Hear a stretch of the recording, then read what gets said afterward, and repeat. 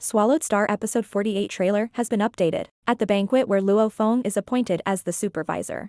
An urgent message instantly makes the whole venue tense. The seaside sentry detected the outbreak of the first-level beast tide. This scale of beast tide is enough to destroy the entire Jiangnan city. Luo Feng looks solemn.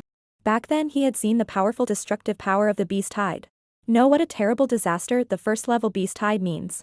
He haven't waited for General Li Dawei to require. Luo Feng is the first to request to play. He wants to rush to the front in person to destroy these attacking beasts. Raiden martial arts and extreme martial arts have always been a competitive relationship. Lei Meng as the owner of the Raiden martial arts. He is naturally unwilling to fall behind Luo Feng, and he also requests the battle to stop the beast tide.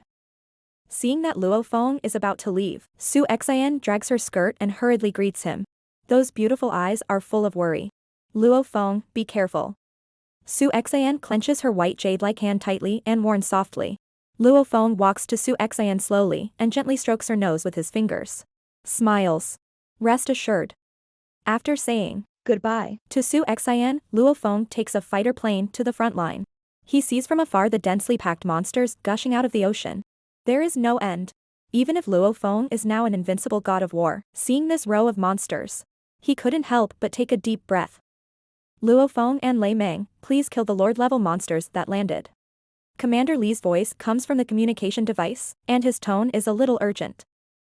Now the only people who can kill the Lord in the Beast Tide are Luo Feng and Lei Meng who have the Black God suit. As long as other people enter the Beast Tide, they will be swallowed up in an instant. Rumbling, the ground is constantly bursting with artillery shells. The hot flame ruthlessly devours the incoming monster. But it can't stop the progress of the Beast Tide. There are too many monsters attacking in the first-level Beast Tide. A black figure passes through the Beast Tide like lightning. Luo Feng deftly dodges the attacks of the monsters. His target is a giant crab. Although this giant beast moves slowly, its defense is surprisingly amazing. Its hard carapace can easily withstand the bombardment of artillery shells. In this way, it faced the hail of bullets and opened the way for the monsters behind it. Luo Feng settles his emotions and restrains his breath. He concentrates his spiritual power on the flying knife. The 6 flying knives flows out quickly and turns into 6 silver lights. Swipe over this crab monster. The carapace that is comparable to titanium alloy is easily cut by a flying knife. Then the flying knife pierces the neck of the monster and cut off its head. Almost instantly, Luo Feng kills a Lord-level monster. Soldiers in the war room sees this scene through surveillance.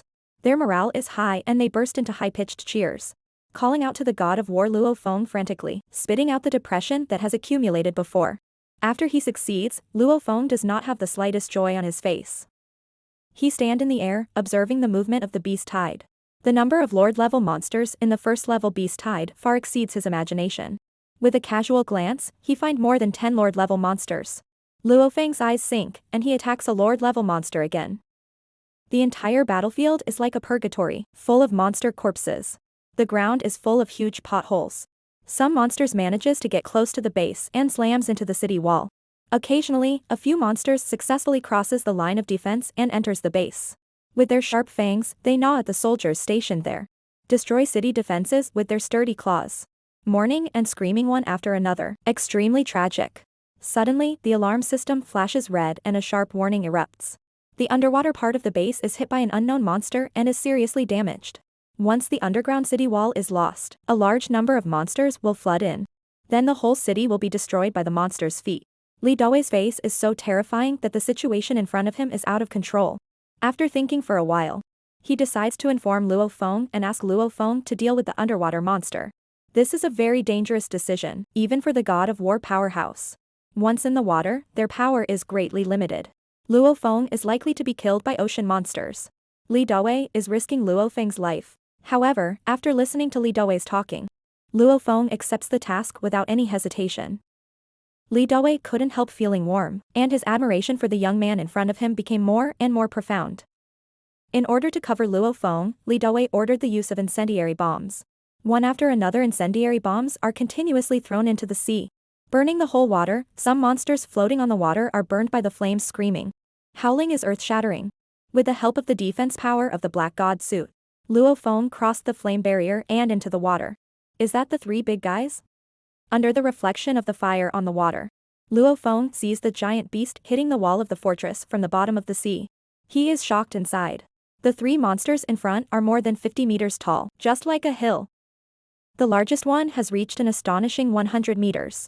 As tall as a 30-story building.